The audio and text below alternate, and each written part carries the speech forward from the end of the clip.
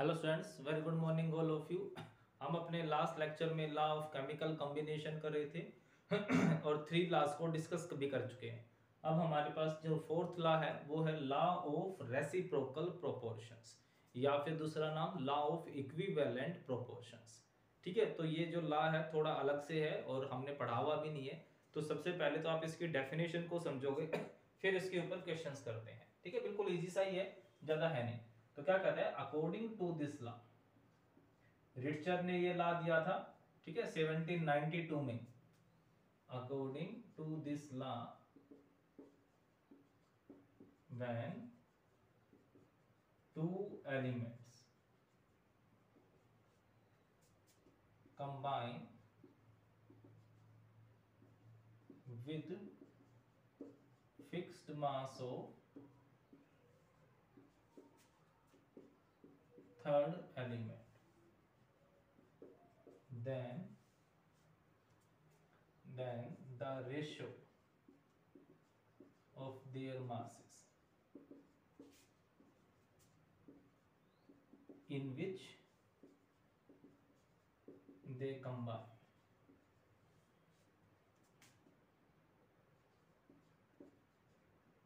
will be same or in simple whole number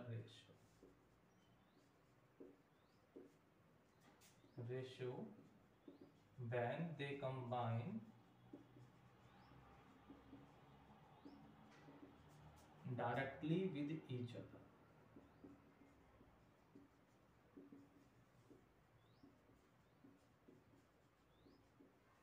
तो समझो इसको क्या कहना चाह रहा है। हमारे पास कोई दो एलिमेंट है ठीक है, अज्यूम करो एलिमेंट ए हो गया, एलिमेंट बी हो गया। क्लियर है, फर्स्ट लेसन भाई। When two elements combine with fixed mass of third element. Combine with separately word लिख सकते हो, कंबाइन सेपरेटली। ठीक है, सेपरेटली मतलब अलग अलग।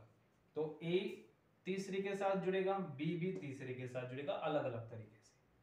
तो ए और बी, ठीक है। When two elements combine separately with fixed mass of third element. ठीक है, जैसे अज्यूम करो ये क्या बना लिया, ए सी बन गया, ये क्या बन गया, बी सी बन गया, कुछ भी लगा लो, बी टू सी बन गया, कुछ भी। फिर ठीक है, तो कहता है भाई इसका मास तो हमने फिक्स कर ही दिया। तो जब वो तीसरे के साथ जुड़ रहे हैं, then the ratio of their masses, तब ए का मास और बी के मास का हमने रेशियो निकालना है। क्लियर है, दो एलिमेंट है, तीसरे के साथ कंबाइन हुए, इसका मास फिक्स कर देना है। तो जो बच गए, जो दो एलिमेंट थे, उनके मास का रेशियो।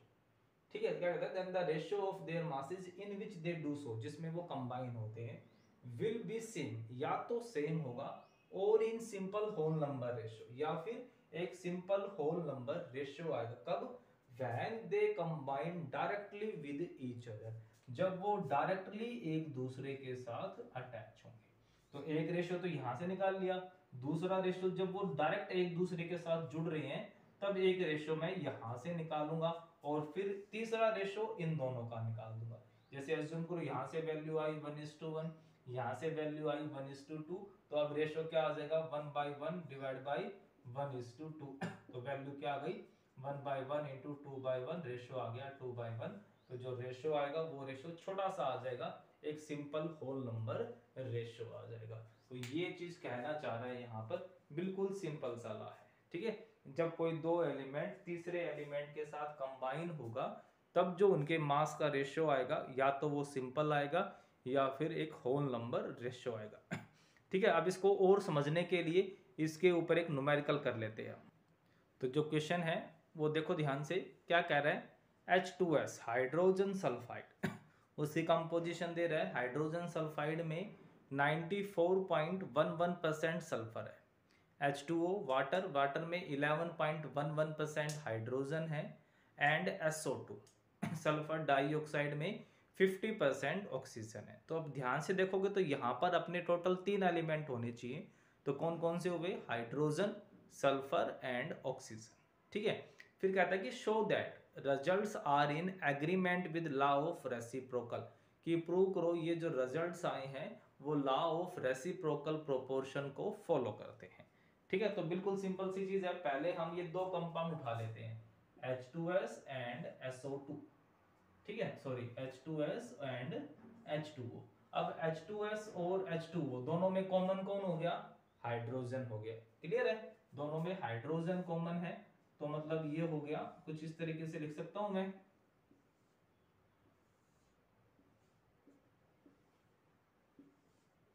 ठीक है, सल्फर और ऑक्सीजन है, सेपरेटली किसके साथ कंबाइन हो रहे हैं? हाइड्रोजन के साथ। यहां पर क्या बना रहा है वो?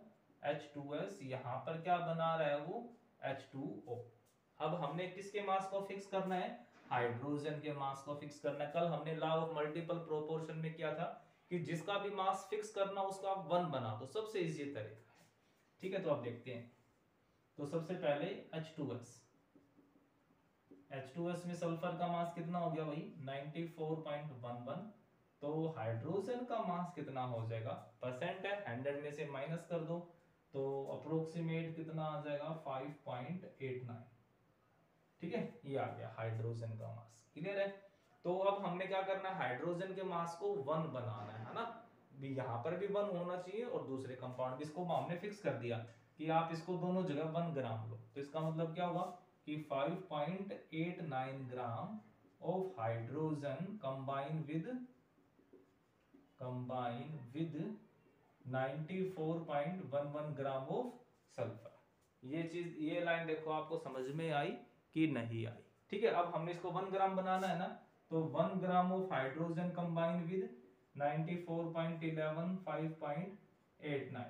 ठीक है, आप इसको कैंसिल आउट करोगे तो जो अप्रोक्सीमेशन वैल्यू आ जाएगी वो 16 पे कैंसिल आउट हो जाएगा। जो अप्रोक्सीमेशन वैल्यू आएगी आप इसको करके देखोगे तो नियर अबाउट 16 पे कैंसिल आउट हो जाएगा।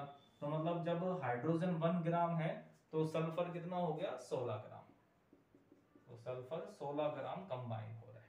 अब दूसरे पे आ जाओ H2O वाले में। अब H2O में क्या दे रखा है? हाइड्रोजन का मास गिवन है, हाइड्रोजन है 11.11%, तो ऑक्सीजन क्या आ जाएगा? 100 में से माइनस कर दोगे अप्रोक्सीमेट 88.89%, है ना। आप इसकी जगह ग्राम वर्ड यूज कर सकते हैं। तो ये आ गया अपने पास। क्लियर है, तो अब फिर से हाइड्रोजन को 1 बनाना है, जिसका मतलब क्या होगा? 11.11 gram of hydrogen combine with 88.89 gram of oxygen. लिख सकते हो ना, स्टेटमेंट है सिंपल। तो 1 gram of hydrogen combine with 88.89 divide by 11.11, approximate किस पे चला गया? ये 8 पे चला गया। तो इसका मतलब क्या होगा कि दूसरा वाटर में जब हाइड्रोजन 1 ग्राम होगा तो ऑक्सीजन कितना आ गया यहाँ पर? 8 ग्राम। तो अब हमने क्या बताया था कि जब दो एलिमेंट तीसरे के साथ जिसका मास फिक्स है तो उससे जुड़ेंगे तो आप रेशो निकालोगे। तो रेशो निकालो, सल्फर और ऑक्सीजन का रेशो कितना आ गया? 16:8 रेशो आ जाएगा। तो जो रेशो आ जाएगा सल्फर और ऑक्सीजन का कितना आ गया? 2:1। तो एक रेशो निकाल लिया हमने। अब सेकंड क्या बताया था कि जब ये दोनों आपस में डायरेक्ट जुड़ेंगे तो ये दोनों आपस में क्या कंपाउंड बना रहे हैं? SO2। अभी आ जाओ SO2 में। SO2 में क्या कह रहा है कि 50% ऑक्सीजन है, ऑक्सीजन 50, तो सल्फर भी कितना हो गया? 50। तो ऑक्सीजन और सल्फर का रेशो कितना आ जाएगा? 1:1। तो दूसरा रेशो ये आ गया, पहला रेशो ये आ गया। अब मैं जब दोनों का रेशो निकालूंगा तो वो रेशो क्या आ जाएगा? 2:1। और ये रेशो क्या आ गया? Simple whole number ratio. एक छोटा सा रेशो आ गया जो होल नंबर में है, तो इसका मतलब क्या हो गया कि ये जो लॉ था वो वेरीफाई हो गया, है ना। बिल्कुल सिंपल सा कि जब दो एलिमेंट थे वो कंबाइन होंगे तीसरे एलिमेंट के साथ जिसके मास को हमने फिक्स करना है, तब इन दोनों एलिमेंट का एक रेशो निकालोगे, और जब वो दोनों आपस में कंबाइन होंगे तब एक रेशो निकालोगे। अगर वो रेशो सिंपल होल नंबर आता है तो इसका मतलब क्या होगा कि जो हमारा लॉ है वो लॉ वेरीफाई हो गया, वो करेक्ट हो गया। ओके, लास्ट लॉ है हमारे पास गे-लुसाक्स लॉ ऑफ कंबाइनिंग वॉल्यूम, या फिर simply law of combining volume. ध्यान रखेंगे ये जो लॉ है हमारे पास वो सिर्फ और सिर्फ कब अप्लाई होगा? जब रिएक्टेंट्स या प्रोडक्ट्स किसकी फॉर्म में होंगे? गैसेस। मतलब सिर्फ और सिर्फ गैसेस के ऊपर ही अप्लाई होगा और किसी पे अप्लाई नहीं होगा। दूसरी कंडीशन, टेम्परेचर और प्रेशर क्या रहना चाहिए, कांस्टेंट रहना चाहिए, तभी ये एप्लीकेबल होगा। ठीक है, पहली बात तो ये कि ये सिर्फ और सिर्फ किनके ऊपर एप्लीकेबल है, गैसेस के ऊपर। आप लिक्विड और सॉलिड्स के ऊपर इसको अप्लाई नहीं कर सकते हो। दूसरी चीज, जो टेम्परेचर और प्रेशर है वो ड्यूरिंग द रिएक्शन कांस्टेंट रहना चाहिए, क्योंकि अगर टेम्परेचर या प्रेशर चेंज होता है तो वॉल्यूम चेंज हो सकती है। क्लियर है? तो अब बात कर लेते हैं, नाम से पता लग रहा है गे लुसाक। तो ये जो लॉ है वो गे लुसाक साइंटिस्ट थे, उन्होंने दिया था इन 1808 के अंदर। अब ये लॉ कहता क्या है, देखो ध्यान से, according to this law,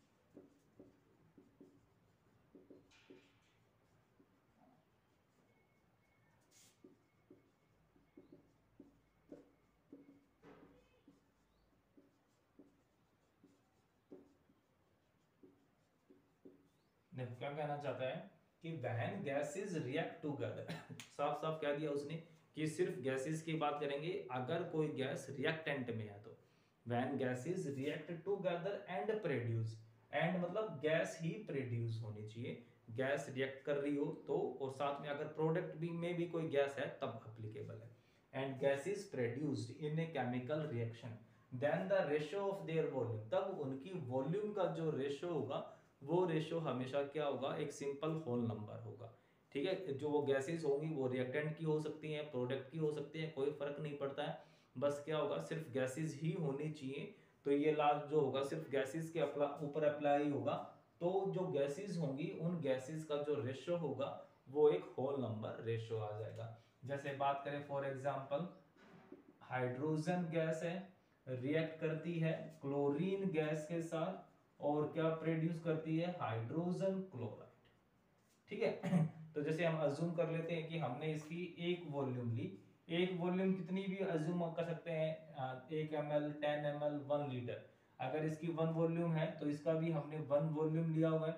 1 volume of hydrogen gas react with 1 volume of chlorine gas, then produce 2 volume of hydrogen chloride.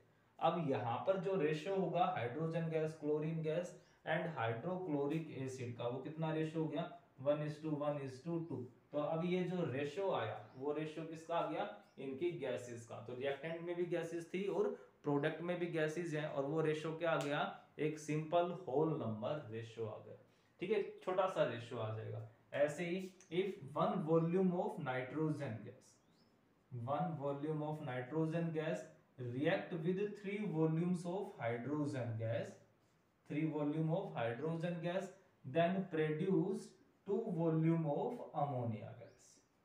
ठीक है, जैसे या ये क्या लो, जैसे मैंने नाइट्रोजन गैस 10 ml लिया हुआ है, हाइड्रोजन गैस 30 ml लिया हुआ है, और जो अमोनिया बनती है वो 20 ml बन जाती है।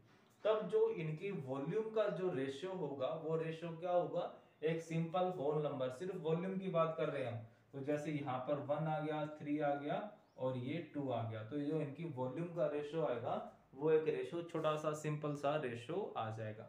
तो ये हो गए हमारे पास जो लॉ ऑफ केमिकल कॉम्बिनेशन थे, जो कॉम्बिनेशन को समझा रहे थे 5 लॉज। ये लॉज हमारे खत्म हो गए हैं। होप सो आपने इनके ऊपर न्यूमेरिकल्स भी अच्छे से किए होंगे।